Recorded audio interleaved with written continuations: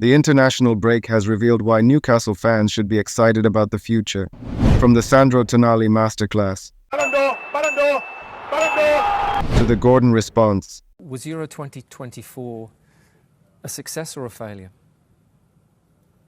Failure, because we lost. What was missing?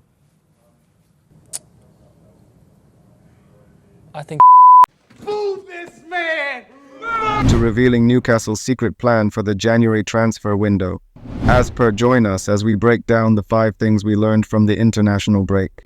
Let's go! So the first thing we learned was the Isak effect. Alexander Isak delivered an outstanding performance for Sweden in their UEFA Nations League away match against Azerbaijan, starting as an attacking midfielder behind striker Viktor Gyökeres. His versatility paid off as he achieved a remarkable 9.7 match rating, scoring the first 2 goals, both assisted by Gyökeres. In the game itself, Alexander Isak had 18 touches in opposition box, 11 shots, 5 shots on target, 5 times possession won, 4 duels won, 2 take-ons completed, 2 goals, 1 penalty won. Interestingly, regarding the penalty he won, rather than taking the penalty himself to complete a potential hat-trick, he selflessly allowed Gyökeres to take the spot kick, which led to Sweden's 3rd goal of the night. This act of sportsmanship highlighted Isak's unselfish nature and team spirit. Due to Isak, both players' impressive performances earned them spots in the UEFA Nations League Team of the Week for Round 1, as recognized by SofaScore. In Sweden's second game against Estonia, Isak continued to impress, scoring another goal and achieving a 7.9 match rating while Gyökeres netted 2 more. In the match itself, Alexander Isak had 1 goal, 1 shot on target, 3 shots off target, 1 big chance missed, 45 touches, 81% passing accuracy, 4 key passes, 1 accurate long ball, and 1 big chance created. With 3 goals in 2 matches, Isak has firmly established himself as one of the top strikers in world football, showcasing his calmness, intelligence, and clinical finishing ability. These performances not only underline Isak's talent but also his capacity to contribute significantly to his national team, reinforcing his status as a key player for both Sweden and Newcastle United. Talking about Newcastle, it seems Isak is also playing a role in regards to transfers.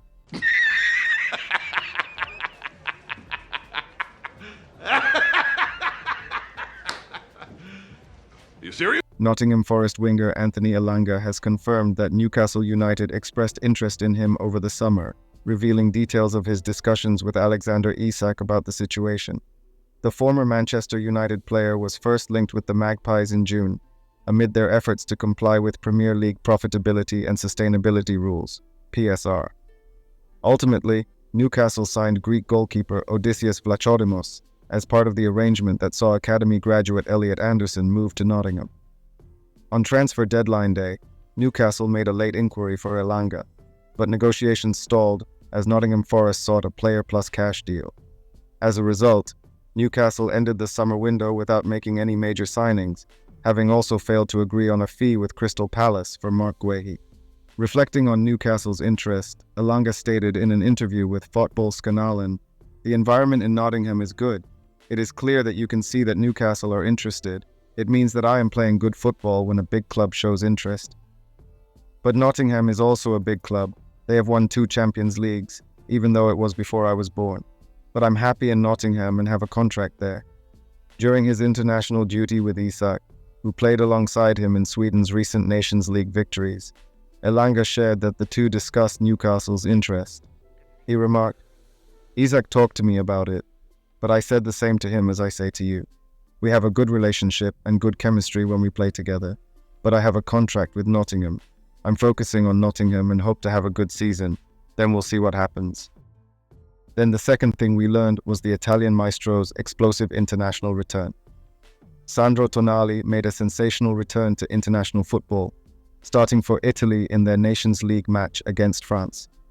After playing a crucial role in Newcastle's recent goal against Nottingham Forest with his first touch, Tonali showcased his talents on a bigger stage. Despite Italy trailing 1-0 within the first minute, they rallied to secure a 3-1 victory, with Tonali playing a pivotal role in midfield. One of the highlights of his performance was a cheeky backheel pass that set up DiMarco for a powerful equalizer past French goalkeeper Mike Maignan. Tonali showed no signs of ring rust, earning a match rating of 7.5 for his efforts. Having 5 out 7 ground duels won, 3 recoveries, 2 chances created, 2 out of 3 accurate long balls and 1 assist. Italy's head coach, Luciano Spalletti, praised Tonali's comeback as magnificent, commending him for playing the entire 90 minutes after an 11-month absence from international duty. Post-match, he remarked, "Tonali, he played a magnificent game. We feared he didn't have the 90 minutes, but in the last 5 he made some bursts. We found a very strong player, thereby underscoring the midfielder's importance to the team." Former Italy player Emanuele Giaccherini even suggested that Tonali could be the leader of this new Italy, highlighting the young star's potential. In his second match, Tonali continued to impress, helping Italy to a 2-1 victory over Israel.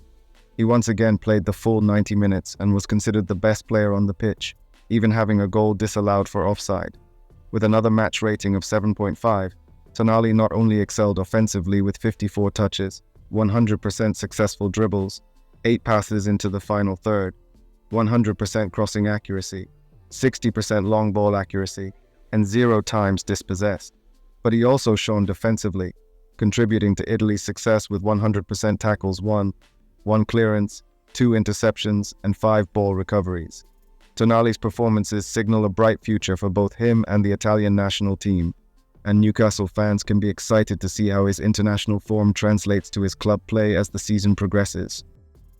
Then the third thing we learned was the Anthony Gordon response. Before England's match against the Republic of Ireland, Anthony Gordon faced an intriguing question about what was missing from the team. While he might have been tempted to respond with "me," the young winger chose to maintain a professional demeanor in his reply. So The Rock says, roll the footage. Was Euro 2024 a success or a failure? Failure, because we lost. What was missing? I think that expression, that freedom to express yourself, I think you could say we controlled all our games, but I don't think we were very dynamic. We weren't killing teams, we weren't relentless in trying to score goals. We had good moments from really elite players like H and Jude, which carried us through. But I think we lacked a bit of dynamic, a bit of excitement. In the match itself, Gordon's presence was undeniable. He earned a solid 7.5 match rating, playing a crucial role in England's first goal with his dynamic run that created opportunities for his teammates. Having 41 total touches, 27 out of 30 passes completed, meaning a 90% passing accuracy, 4 out of 5 duels won, 2 out of 2 accurate crosses or long balls, 3 shots on target, 3 fouls won, 3 recoveries, 2 chances created, and a 0.63 expected assist. His energy and involvement on the pitch demonstrated just how impactful he can be. After the match, Gordon said, "Anthony, well done. You talked about the importance in the week of coming in and wanting to make an impression, having got that chance. How do you think you did?" I think I did well. I think I showed my strengths. I thought that was dangerous, especially in the first half. Like I said, when H comes in, I know I can be dangerous in behind and cause teams problems because they've sort of got to pick the poison in what way they want to defend. We created a lot of chances from it, so I'm still getting my fitness from the summer. So after them runs, I was knackered, but yeah, I thought I'd done well. What worked in particular in that first half? Because there was a variety to England's play. I think freedom. I think not, structured players here and there and everywhere. It's just like you had Jack going all over the pitch, and they couldn't really pick up where we were putting ourselves. And me and Mikael tried to hold the width and the depth and make runs in behind so the lads could get in the ball more. You talked about Lee's style, knowing from the under-21s, dynamic play, the need to be fluid. Did we see elements of that today that maybe we didn't see in the summer? Definitely, I thought today was a really good showcase of that, of sorts of positionless football in a sense, where people can pick the ball up wherever, intricate passing, but always with the main focus on we're trying to score goals. So we don't want everyone coming to the ball. That's sort of my role and Bakay's role, to stretch them and cause that danger in behind. And where'd you place today for you in an England shirt? Because there was promise going into the Euros, frustration there. So is this the highlight so far in an England shirt? Yeah, I would say so. I try to live in the present, so I don't try not to live in the past, sorry. But now we got another game. I should have scored today, so I've still got a lot to work on. I owe Trent one for that pass. I'll make up for that. Well done today. Thank you. He even continued to impress in the following game against Finland, where he started and once again secured a 7.5 match rating.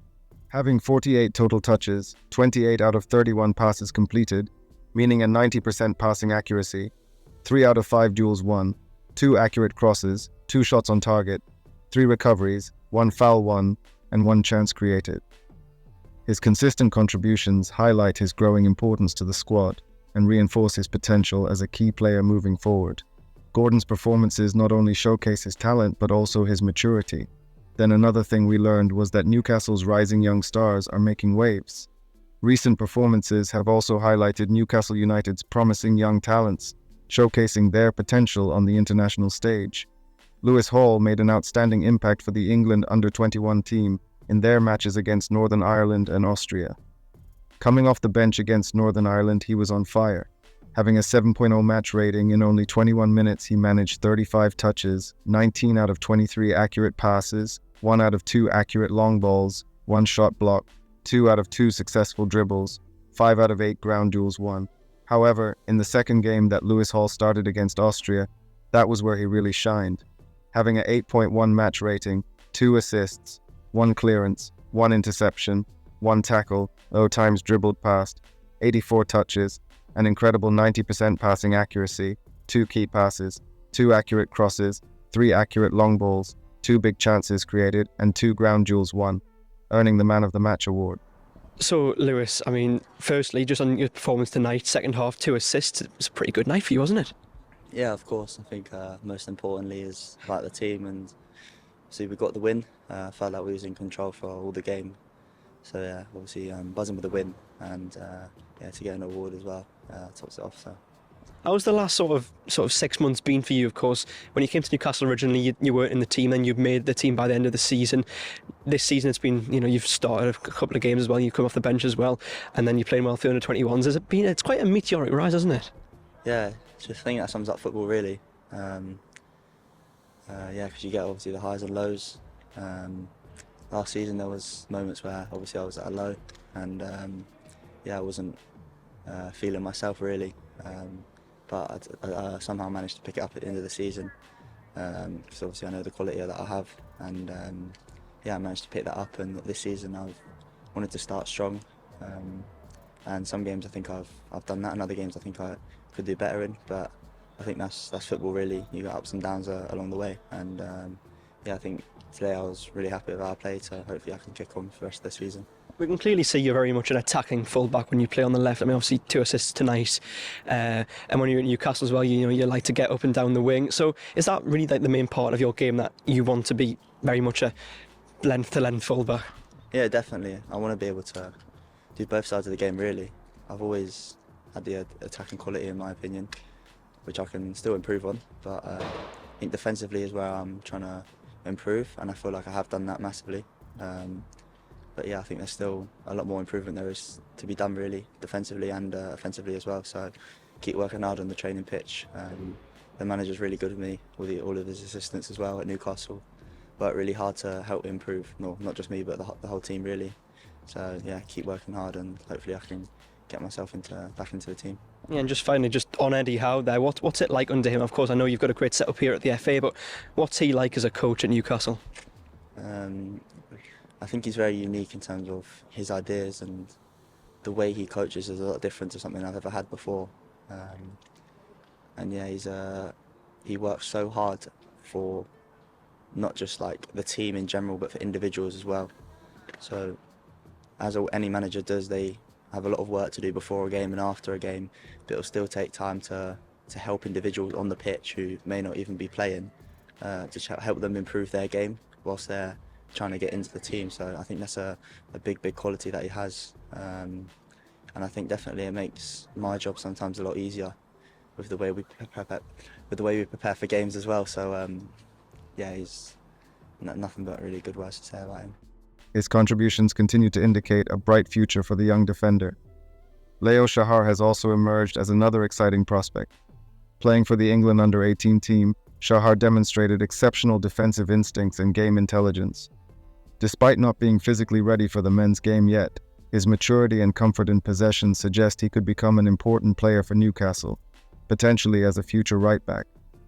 Then, Trevor Sanusi, another talented winger, also shone for the England under-18, starting and scoring against Switzerland. He skillfully came inside to fire a shot into the far post, putting his team ahead. In a subsequent friendly against France, Sanusi showcased his impressive associative play and dribbling skills, creating separation with agile and poised movements. His performances have solidified his reputation as a big talent, and you are encouraged to check out a detailed analysis of him shared on our other YouTube channel. Then also William Osula, a Newcastle striker, has also been making headlines, scoring for Denmark's under-21 squad and bringing his tally to 4 goals in 3 Euro qualification matches. Sky Sports pundit Curtis Davies has praised Osula, likening him to a poor man's Haaland. Having trained alongside the 6'4" striker at Derby, Davies believes Osula possesses all the attributes necessary to become a top Premier League striker. While acknowledging that Osula still has much to learn, Davies highlighted his size, power, pace, and proficiency with both feet. The pundit expressed confidence that Osula will provide new boss Eddie Howe with plenty of options following his £10 million move from Sheffield United. Speaking on Sky Sports News about Osula, Davies said, "I've played with him, and attributes-wise, he's got everything. With a coach like Eddie Howe there, who can nurture him and get him into that team in the right environment and right way to push him forward, he could be a big signing come the end of the season. He's big, he's strong, he's quick, he can score both feet, and he can go past you. I'm not going to disrespect it, but he's a bit like a poor man's Haaland, as such. He's got all those attributes. Honestly, he can be that good. He just needs the fine-tuning of a coach like Eddie Howe." These emerging talents not only underscore Newcastle's commitment to developing young players, but also hint at a bright future for the club as they continue to nurture their promising prospects. As Anthony Gordon continued to make his mark by starting for England in their recent matches. Meanwhile, Nick Pope and Tino Livramento remained on the bench for both games without seeing any action. Bruno Guimarães had a mixed influence in Brazil's fixtures, helping his team secure a narrow 1-0 victory over Ecuador, where he earned a match rating of 6.6. However, he struggled to make an impact in the following match, resulting in a 1-0 loss to Paraguay, where he received a rating of 6.5. On the other side, Miguel Almiron had a similar experience. In the goalless draw between Paraguay and Uruguay, he achieved a match rating of 6.9. However, against Brazil, he earned a slightly lower rating of 6.6. In positive news for Newcastle, both Martin Dubravka and Odysseas Vlachodimos achieved clean sheets in their respective matches for Slovakia and Greece, highlighting their strong performances on the international stage. Then moving on to Newcastle's transfer news. Firstly, given that the Turkish transfer window is still open, many Turkish clubs have shown interest in signing Kieran Trippier. However, there has been an exclusive update from Sky Sports claiming that the 4 Turkish clubs who want to take Kieran Trippier on loan have given up in their attempts to persuade Newcastle to allow him to leave. It's reported that Eddie Howe made it clear he wants to keep the defender, and I believe this is the right decision. He is still a huge asset for Newcastle United, and we can't afford to weaken our squad. Then in another development, Dan Ashworth and other former members of Newcastle United's recruitment team have expressed hurt and confusion over new sporting director Paul Mitchell's assertion that the club's transfer structure was not fit for purpose. Who in the hell does he think he is?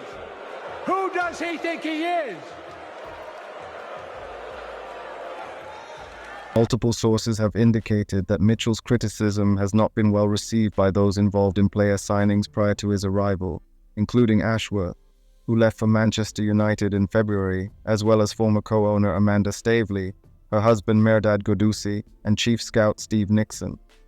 Some former staff members have privately conveyed their frustration over Mitchell questioning their recruitment decisions, with pride in their record at St James's Park. One individual suggested that Mitchell's comments seemed like an attempt to deflect blame for his own failure to secure a marquee signing in his first transfer window. In a recent interview, Mitchell criticized Newcastle's scouting and data analysis practices, suggesting the club has overpaid for players since the takeover by Saudi Arabia's Public Investment Fund in 2021. He faced intense scrutiny after failing to sign any players to enhance Eddie Howe's first team following his appointment in July. Mitchell explained that he had only 7 weeks in the role before the transfer window closed and had played a supporting role in pursuing players from an existing shortlist. A prominent target during this window was Crystal Palace's England international, Marc Guehi. Mitchell led a public month-long effort to sign the 24-year-old, which ultimately fell short with less than 48 hours remaining in the transfer window. Mitchell's remarks implied that Newcastle had been over-reliant on players with Premier League experience. However, sources pointed out that many of the club's significant signings since the takeover, such as Bruno Guimarães, £35 million, Sven Botman, £35 million, Alexander Isak, £63 million, and Sandro Tonali, £55 million, came from foreign leagues. With the exception of Tonali, who recently returned from a 10-month ban for breaching gambling rules, all these players are now valued significantly higher than their initial transfer fees. It's worth noting that Ashworth was instrumental and was responsible for the £6 million signing of winger Yankuba Minte, who was sold to Brighton for £35 million this summer to help Newcastle comply with PSR regulations. Additionally, Newcastle had to make urgent signings like Chris Wood, £25 million, Kieran Trippier, £13 million, and Matt Targett, £12 million, in January 2022 to avoid relegation after the takeover. While Mitchell rightly pointed out the unsustainable nature of Newcastle's current spending without recouping money from sales, the period leading up to his appointment saw more successes than failures in player acquisitions. As the club moves forward, finding a balanced approach to recruitment will be crucial for aligning with both current ambitions and long-term sustainability. Paul Mitchell is committed to enhancing Newcastle United's global scouting reach and improving the club's data analysis capabilities. His straightforward approach has been positively received by the board at St James's Park, signaling a shift in strategy. Rather than continuing to sign established stars, Newcastle has invested around £350 million since the takeover by the Public Investment Fund, PIF, with minimal player sales. Mitchell aims to identify better value additions by discovering young hidden talents. This strategy not only seeks to strengthen the team but also positions Newcastle to profit from player sales, thereby complying with the Premier League's profit and sustainability rules.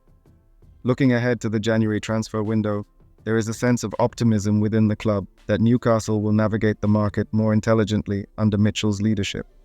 Despite a challenging first window, stakeholders are encouraged not to judge his performance solely based on those results. Mitchell's focus has already shifted to January, where the club intends to be active without overspending, with the Telegraph confirming that Newcastle have drawn up January transfer plan with Eddie Howe and Paul Mitchell dispute resolved. It claimed that a renewed bid for Crystal Palace's Marc Guehi is anticipated, reflecting the club's strategy to secure key targets while maintaining a sustainable financial approach. This proactive planning aims to ensure that Newcastle emerges as a competitive force both in the transfer market and on the pitch in the coming months. But tell me, do you think going in for Guehi again would be the right decision? Or should they really go all out to sign someone like Thiaw at AC Milan, who costs much less and has a similar profile to Guehi? Then in other news, Elliot Anderson showcased his talent by featuring for the England under-21 team and was recently awarded the Player of the Month for August at Nottingham Forest. I'm really happy for him after recently being sold by Newcastle. A few moments later. Then in some exciting news, Joe Willock appears to be on the verge of a return to action. He recently shared a video that has sparked optimism among supporters regarding his recovery. Then finally, if you would want to know what they aren't telling you about Eddie Howe, click the video link on screen now.